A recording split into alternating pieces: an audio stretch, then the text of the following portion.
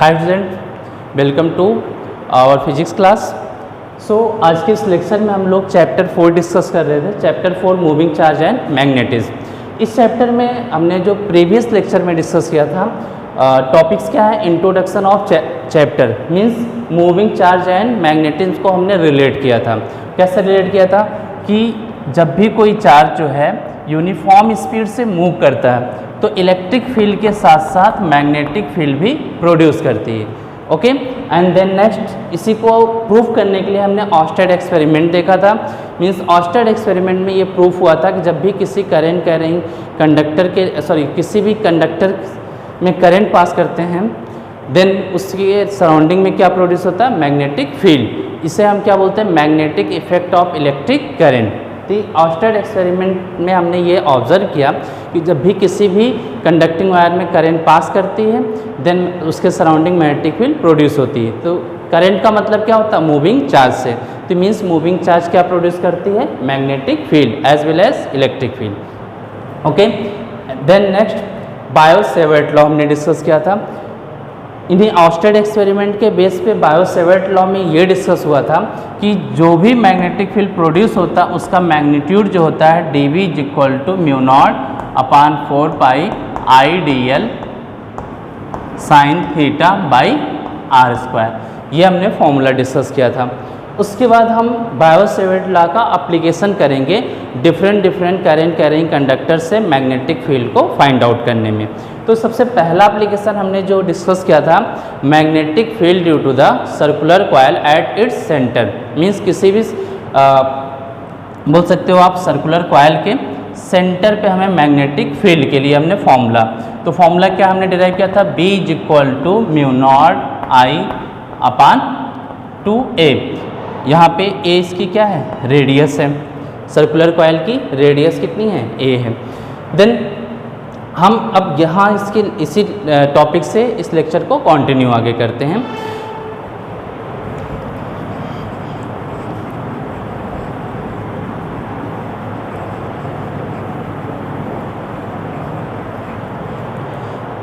Means magnetic field due to the circular coil में हमने जो फॉर्मूला डिराइव किया था B = μ0I/2a।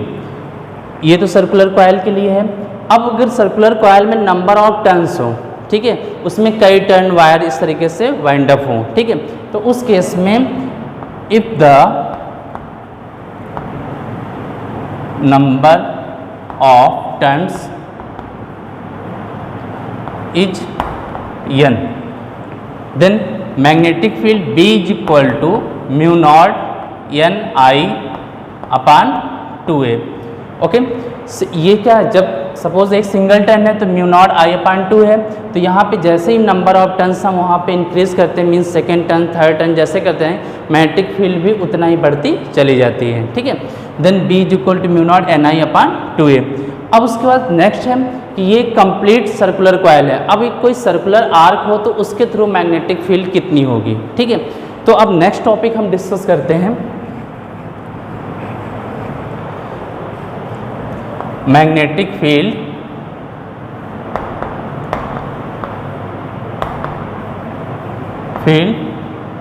Due to circular arc. अब सर्कुलर आर्क में इस तरीके से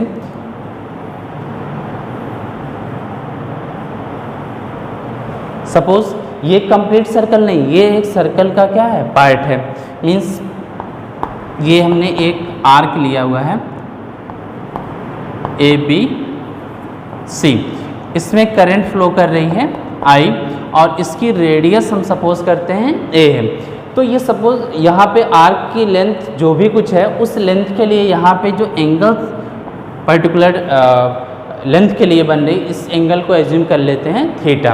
ओके, तो जैसा कि हमें पता है कि ये कंप्लीट अगर सर्कल होता तो उस सर्कल के थ्रू जो मैग्नेटिक फील्ड प्रोड्यूस होती है, मीन्स कंप्लीट सर्कल पे क्या होता है, यहाँ पे एंगल 2π होता है यहाँ पे, तो देन 2π के लिए क्या होता है, magnetic field due to the 2π radian. 2π radian के थ्रू अगर हम देखें तो इसकी वैल्यू थी कितनी, μ0I/2 2a।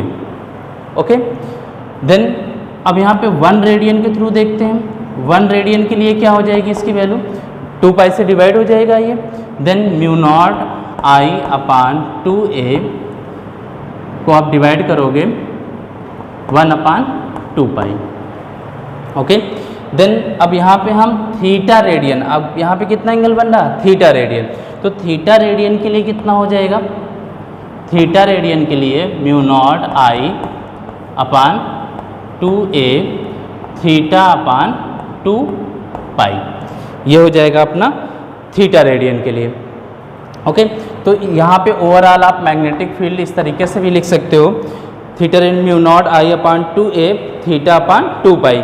अब इसको अगर हम सिंप्लीफाई करते हैं, म्यू नॉट आई अपान 2 पाई से 2 से मल्टीप्लाई कर देते हैं, देन ये क्या हो जाएगा 4 पाई। यहाँ पे क्या है, theta by A, theta by A. तो इस तरीके से हमारा ये फॉर्मूला आ जाता है, mu naught upon 4 pi I theta by A, ये कंप्लीट फॉर्मूला आ जाता है। अब इसका यूज कैसे करते हैं, इसमें हम एग्जाम्पल लेते हैं। ओके, एग्जाम्पल ये है,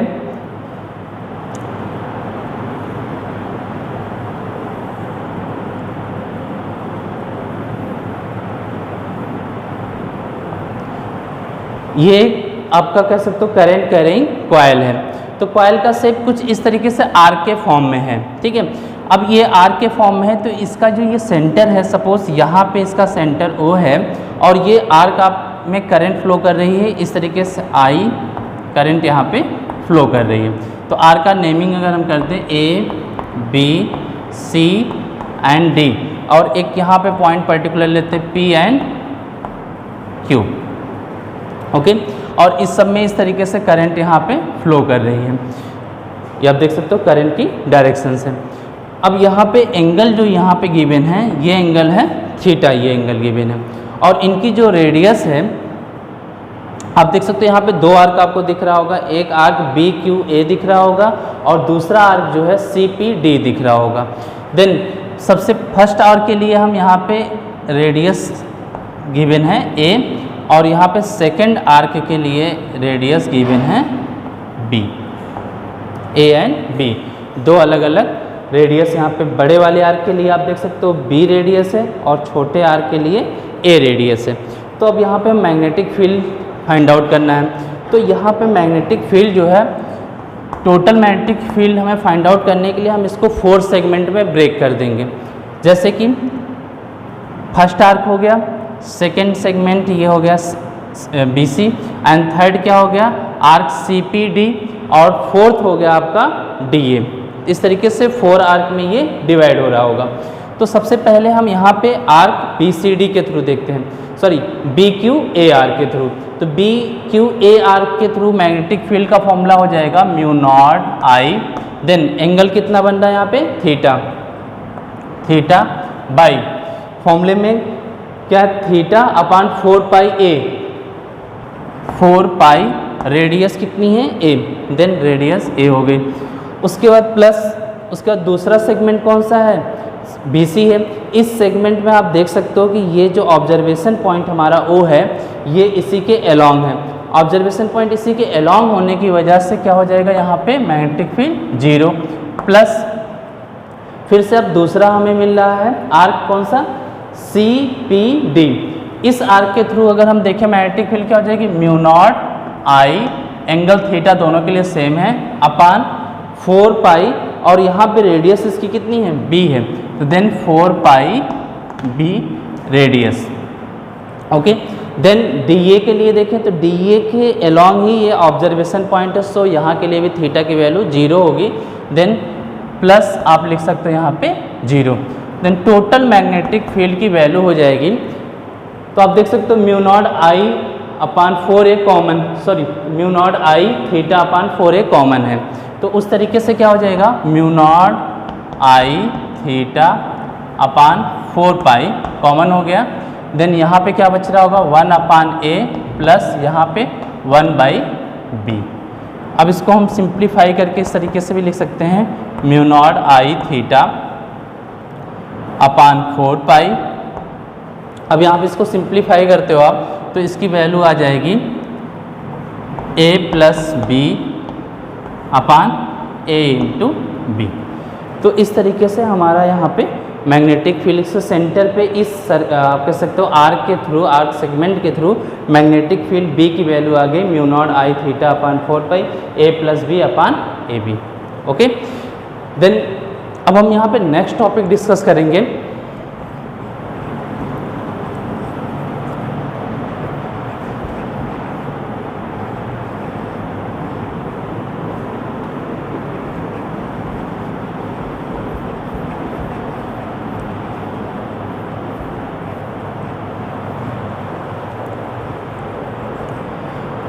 नेक्स्ट टॉपिक क्या है?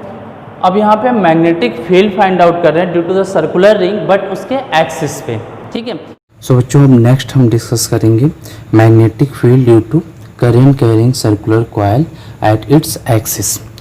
देन अब करंट कैरिंग सर्कुलर कॉइल इस तरीके से आप यहाँ पे ड्रॉ कर लोगे।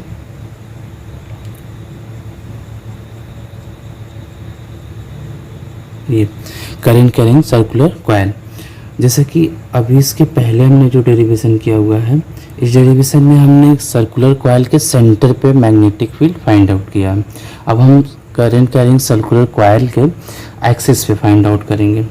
एक्सिस का मतलब क्या होता है? जैसे सपोज दैट ये सपोज करते हैं कि हमारा करंट कैरिंग सर्कुलर कॉइल है। इस कॉइल के सेंटर पे अगर हम यहाँ पे इस तरीके से प्लेस करके अब यहाँ पे इसके सेंटर पे फाइंड आउट करें तो ये सेंटर का हो गया मैग्नेटिक फील्ड। अब इसकी एक्सिस पे हम फाइंड आउट करना चाह रहे हैं तो एक्सिस के लिए क्या होगा? एक्सिस क्या होता है? ये सर्कुलर कॉइल है सपोज, तो इसके सेंटर से इस सर्कुलर प्लेन के परपेंडिकुलर जो भी लाइन ये पास हो रही थी, इस लाइन को ही क्या कहते हैं हम? इसकी एक्सिस बोलते हैं। तो अगर हम यहाँ पे इसका फिगर बना रहे हैं तो फिगर में आपको कुछ इस शेप का दिख रहा है। उसका रीज़न ये है कि यहाँ पे हम इस तरीके से हमने सर्कुलर कॉइल को प्लेस किया हुआ है। तो इस तरीके से प्लेस करने पे आपको शेप इसका कुछ इस तरीके से दिखाई देगा। और इसकी एक्सिस अगर हम अब ड्रॉ कर रहे हैं तो सेंटर सपोज करें इसका सेंटर O है, देन ये लाइन जो होगी यही इसकी क्या होगी? एक्सिस होगी। अब इस लाइन पे एक पॉइंट ऑब्जर्वेशन पॉइंट हम P एज्यूम करते हैं और ये P पॉइंट जो है सेंटर से सपोज x डिस्टेंस पे है। अब यहाँ पे इसकी रेडियस हम एज्यूम कर रहे हैं, रेडियस है a रेडियस का ये आपका करंट कैरिंग सर्कुलर कॉइल है। और इसमें जो करंट फ्लो कर रही है, सपोज ये करंट फ्लो कर रही है I, इस तरीके से यहाँ पे करंट यहाँ पे फ्लो कर रही है, I करंट की वैल्यू है। अब इसके बाद यहाँ पे एक सेगमेंट कट करते करंट कैरिंग एलिमेंट DL हमने यहाँ पे कट किया। तो DL मीन्स करंट के साथ ये मिला के हो जाएगा IDL means IDL current element यहाँ पे कट किया हमने एक पॉइंट पे। और जस्ट इसके अपोजिट एक दूसरे पॉइंट पे भी हम इस तरीके से DL एलिमेंट कट करते हैं मीन्स करंट कैरिंग एलिमेंट। तो यहाँ पे हमें दिख रहा है 2 एलिमेंट हमने यहाँ पे कट किया हुआ सर्कुलर कॉइल पे। अब इस करंट कैरिंग एलिमेंट से इस ऑब्जर्वेशन पॉइंट की जो है डिस्टेंस डिफाइन कर लेते हैं। तो डिस्टेंस इसकी डिफाइन करेंगे तो ये डिस्टेंस हो जाएगी ये। अब ये हो गई इसकी डिस्टेंस। उसी तरीके से यहाँ से भी इसकी डिस्टेंस हम डिफाइन करते हैं ये। उसके बाद ये थोड़ा सा आपका 3D फिगर बनेगा तो 3D विजुलाइजेशन आपको करना पड़ेगा। यहाँ पे हमने ये पॉइंट से ये डिस्टेंस डिफाइन कर दी। तो ये डिस्टेंस अगर यहाँ पे देखें कि एक राइट एंगल ट्रायंगल फॉर्म कर ले रहा और इस राइट एंगल ट्रायंगल के अकॉर्डिंग सपोज ये डिस्टेंस R है यहाँ से, तो R की वैल्यू हम लिख सकते हैं according to the Pythagoras theorem. Pythagoras theorem के अकॉर्डिंग हो जाएगा x square plus a square, ये डिस्टेंस की वैल्यू हो जाएगी। उसी तरीके से ये डिस्टेंस भी कितनी हो जाएगी? R की वैल्यू है √x square plus a square. Okay, then next अब हम इस करंट कैरिंग एलिमेंट के थ्रू यहाँ पे मैग्नेटिक फील्ड यहाँ पे फाइंड आउट करेंगे कि किस डायरेक्शन में मैग्नेटिक फील्ड यहाँ पे होगी। तो उससे पहले हम क्या करते हैं कि इस एक्सिस के अलॉन्ग एक्स एक्सिस हम एज्यूम कर लेते हैं, ये एक्स एक्सिस है, और एक्सिस के परपेंडिकुलर हम वाई एक्सिस ड्रॉ कर लेते हैं इस तरीके से, ये हो गया Y axis. Okay, then next, तो सबसे पहले हम देखते हैं कि मैग्नेटिक फील्ड की डायरेक्शन क्या होगी due to the ideal current segment के थ्रू। यहाँ पे मैग्नेटिक फील्ड की डायरेक्शन क्या होगी, तो उसके लिए हम सिंपली थोड़ा सा यहाँ पे देखते हैं कि जैसे कि ये आपका सर्कुलर लूप है, इस लूप से हमने ये इसकी पोजीशन वेक्टर हो गई, ये आप जो देख रहे हो ये आर जो है ये क्या हो गई, इस तरीके से इसकी पोजीशन वेक्टर, ये आप देख सकते हो इस तरीके से इसकी पोजीशन वेक्टर हो गई। अब इस पोजीशन वेक्टर अगर हम यहाँ पे इस पॉइंट आइडियल सेगमेंट को देखें तो यहाँ पे आके ये आइडियल सेगमेंट है अपना, इस आइडियल सेगमेंट में यहाँ पे इन दोनों के आइडियल और पोजीशन वेक्टर आर के मैग्नेटिक फील्ड जो होती है इन दोनों के परपेंडिकुलर होती है, तो हम इसका मतलब इसके परपेंडिकुलर ही मैग्नेटिक फील्ड यहाँ पे ड्रॉ करेंगे।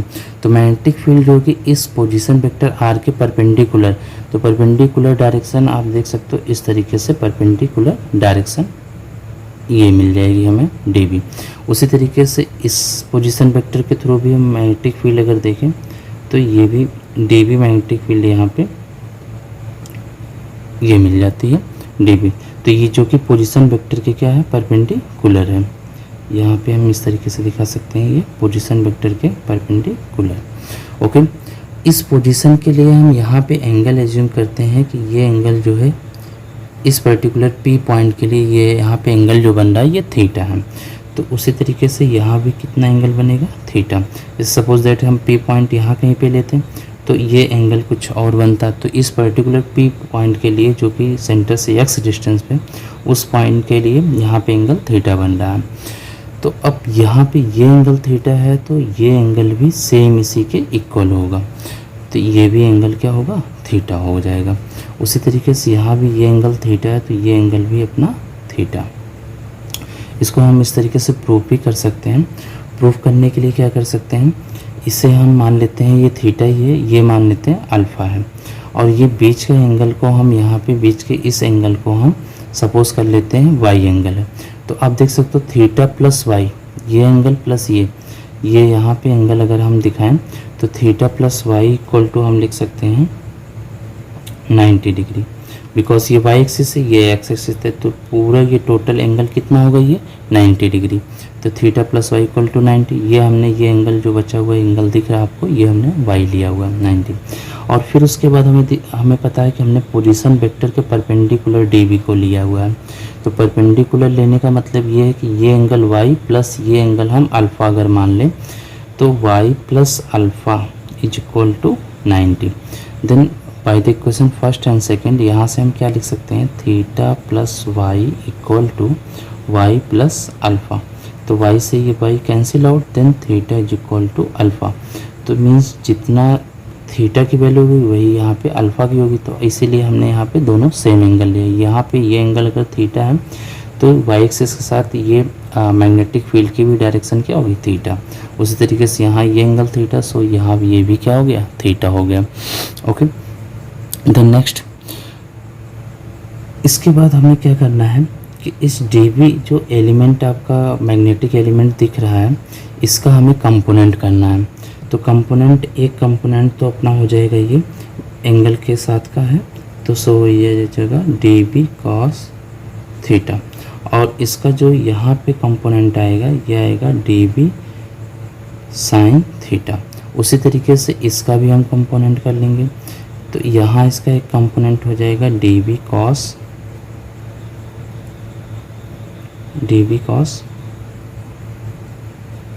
थीटा, और इसका ये कंपोनेंट हो जाएगा dB sin थीटा।